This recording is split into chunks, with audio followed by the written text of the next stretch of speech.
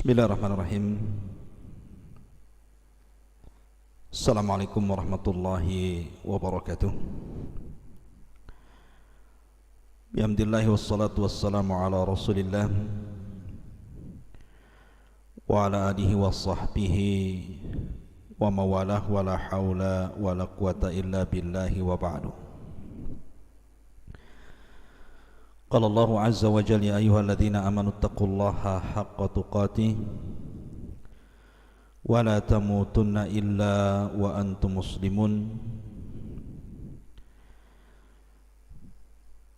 Fa inna asdaqal hadithi kitabullah wa khairal huda huda Muhammadin sallallahu alaihi wasallam wa syarrul umuri muhdatsatuha wa kullu muhdatsatin bid'ah wa kullu bid'atin dhalalah wa kullu dhalalatin finnar.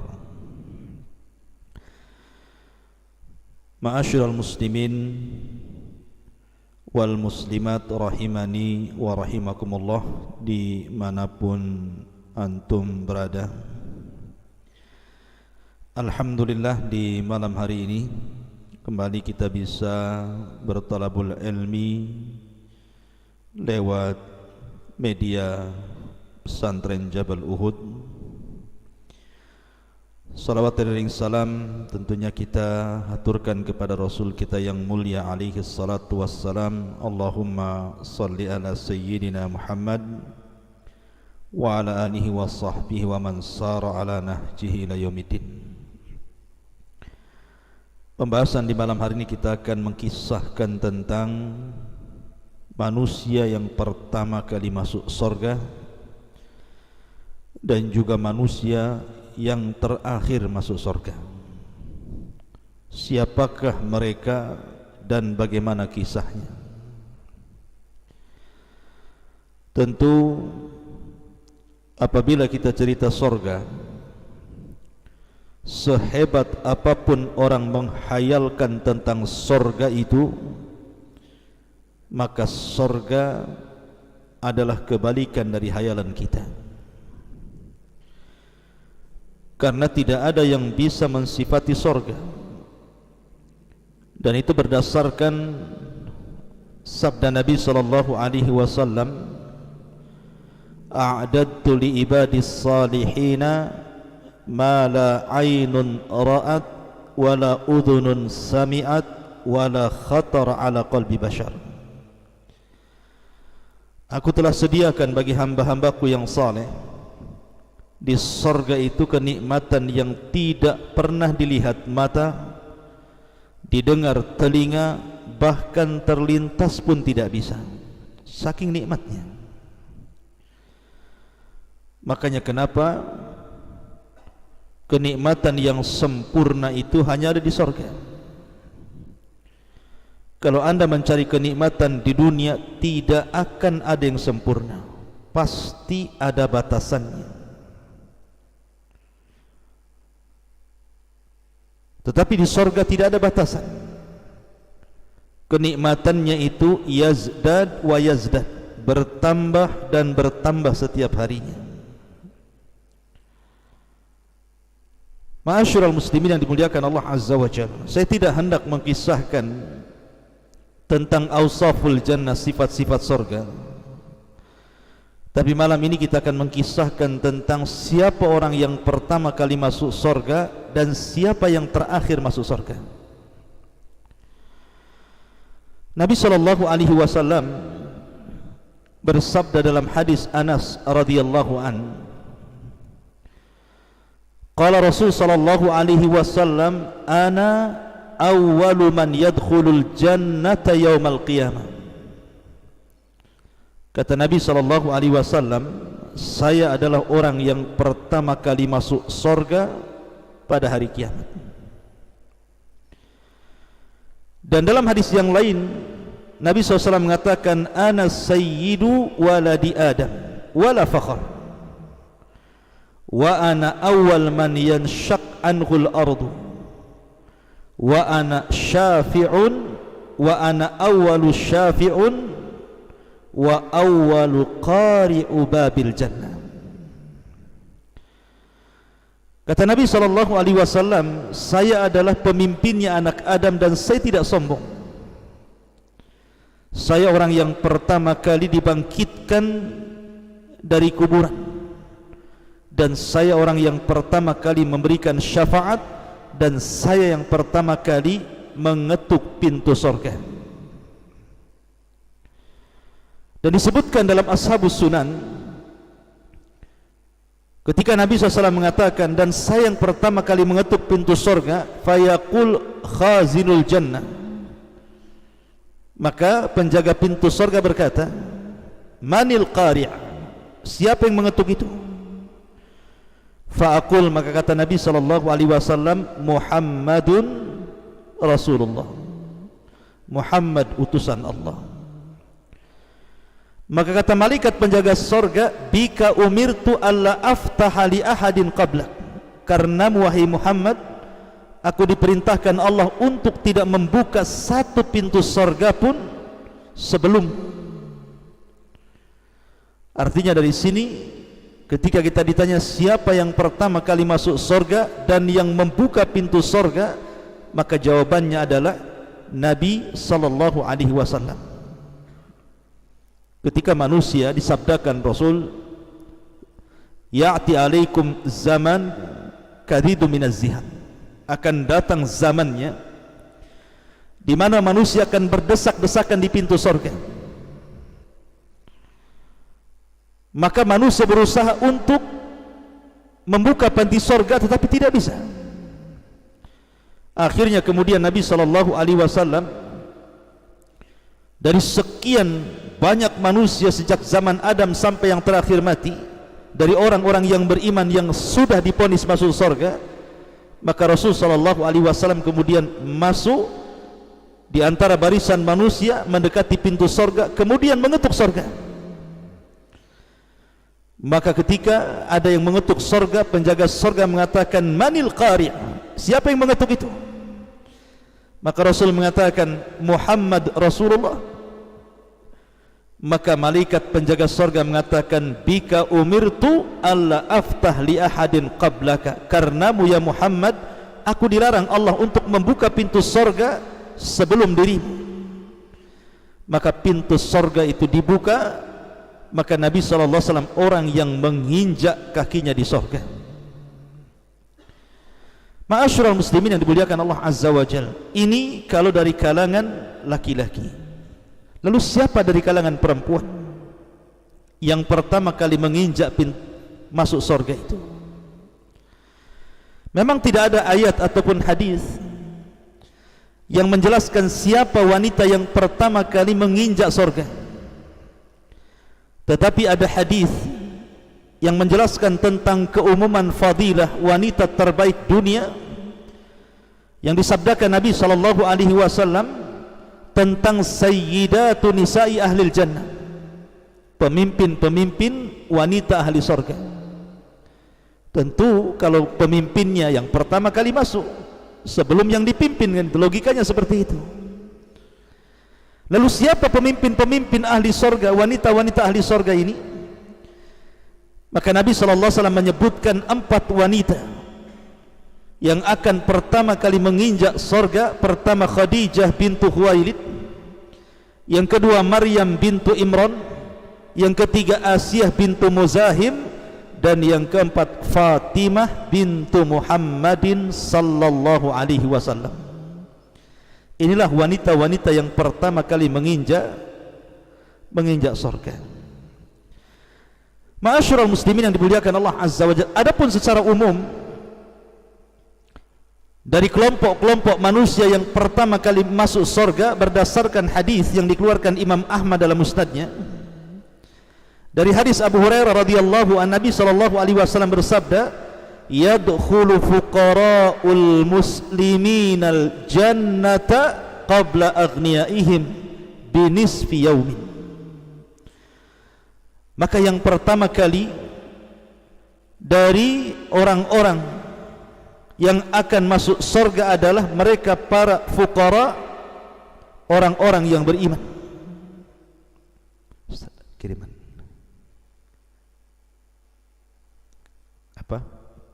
Pisau-pisau itu, kampak-kampak. Jadi Nabi SAW mengatakan bahwa yang pertama kali dari manusia selain Nabi SAW dan juga wanita-wanita terbaik dunia adalah fuqara'ul muslimin, orang-orang fakir dari kalangan kaum muslimin yang masuk ke dalam surga sebelum orang-orang kayanya.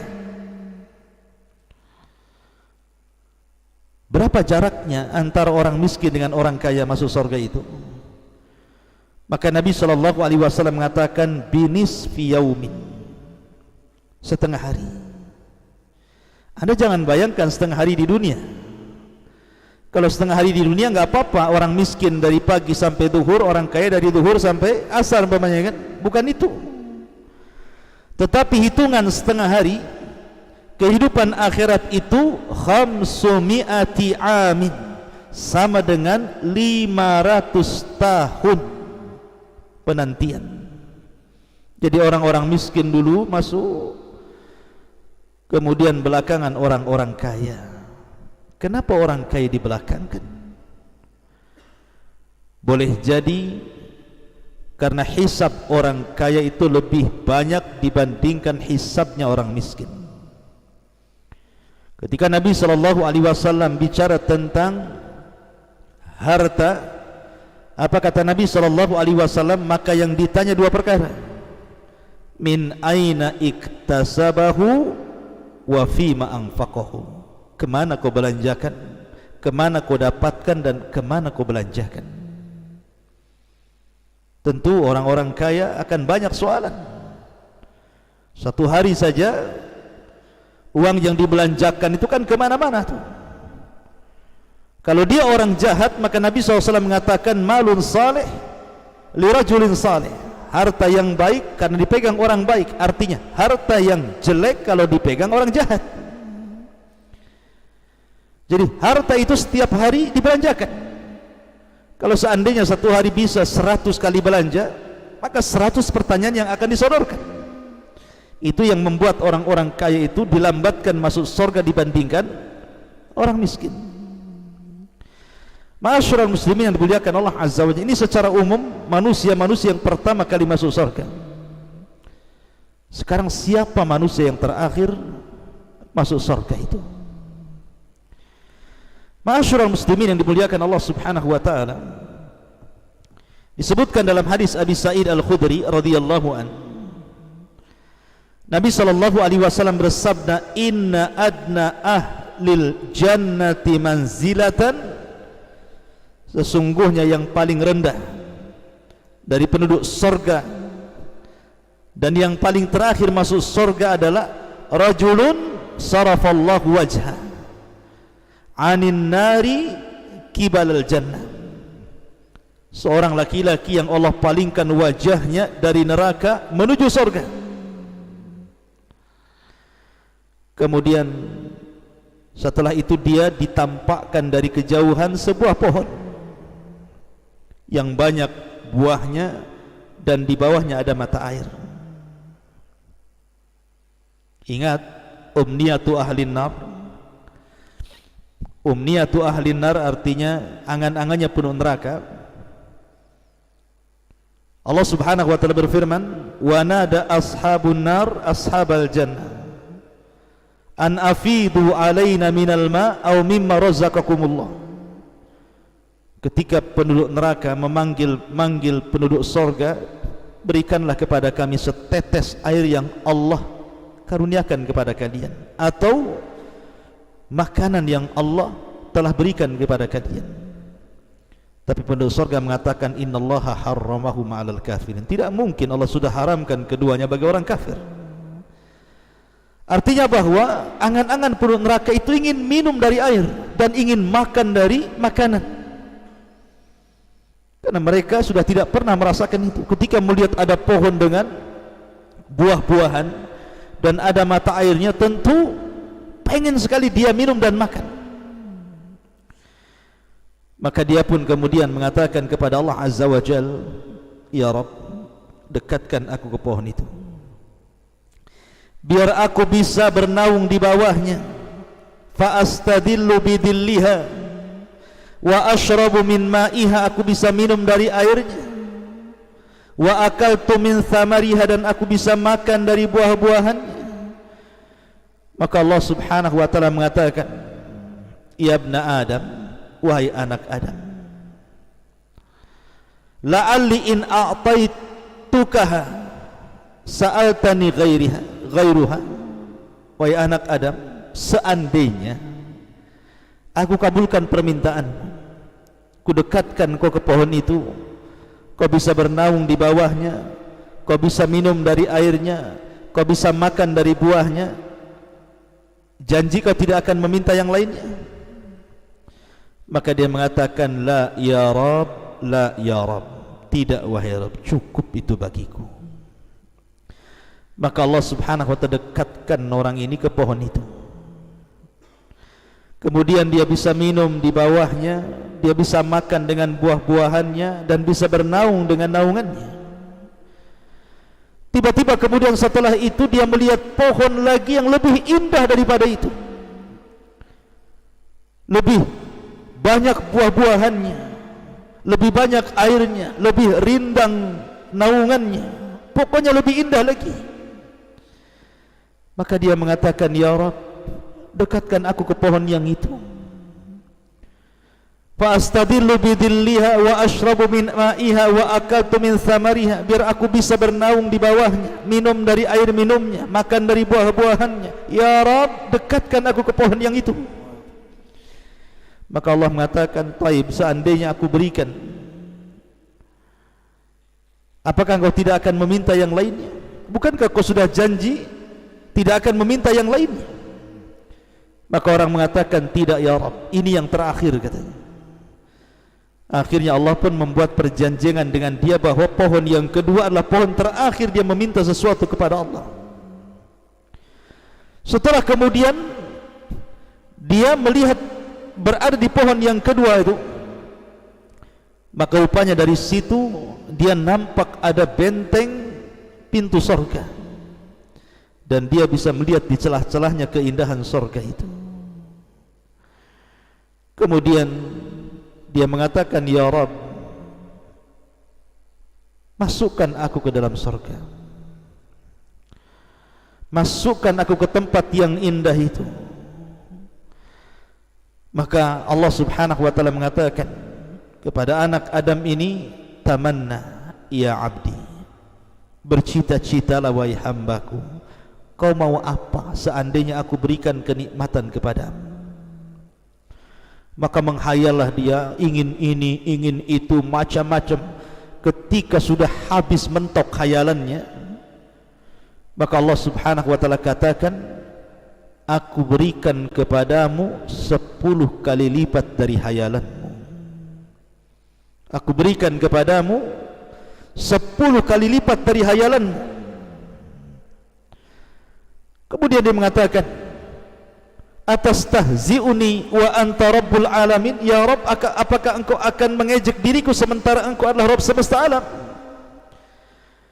Maka tiba-tiba Allah bukakan gerbang sorga, pintu sorga, maka dia masuk ke dalam sorga seolah-olah dia orang yang pertama menginjak pintu sorga, padahal dia orang yang terakhir itu. Begitu indahnya sorga sehingga melupakan segala keperitan dunia dan kengerian neraka. Itulah orang yang terakhir yang dimasukkan oleh Allah subhanahu wa ta'ala ke dalam surga, seolah-olah dia orang yang pertama kali mendapatkan kenikmatan sebelum yang lainnya, padahal dia orang yang terakhir. Menunjukkan bahwa surga itu semakin tinggi tingkatannya semakin indah. Dan tingkatan surga itu dijelaskan oleh Syekhul Islam Ibn Taimiyah sejumlah ayat dalam Al-Quran. Berdasarkan hadis qudsi, Allah subhanahu wa ta'ala berfirman kepada para qari Al-Quran, pembaca Al-Quran, iqra wartaq warattil kama kunta turattil fid dunya fa inna manzilataka inda akhiri ayatin taqra'uha. Baca, tartilkan bacaanmu, naiklah sana, ambil tingkatan-tingkatanmu di sorga, dan engkau akan berakhir pada tingkatan sesuai dengan ayat yang kau baca di dunia. Kata Syekhul Islam bahwa tingkatan sorga itu sejumlah ayat dalam Al-Quran 6.400 kurang lebih, dan antara satu tingkatan ke tingkatan berikutnya jaraknya antara langit dan bumi. Semakin tinggi tingkatan semakin indah sorganya. Ini yang bisa saya sampaikan, mudah-mudahan ada manfaatnya dan menjadi sebuah pengetahuan. Subhanakallahumma bihamdika asyhadu an la ilaha illa anta astaghfiruka wa atubu ilaik. Allahu ta'ala a'lam. Assalamualaikum warahmatullahi wabarakatuh.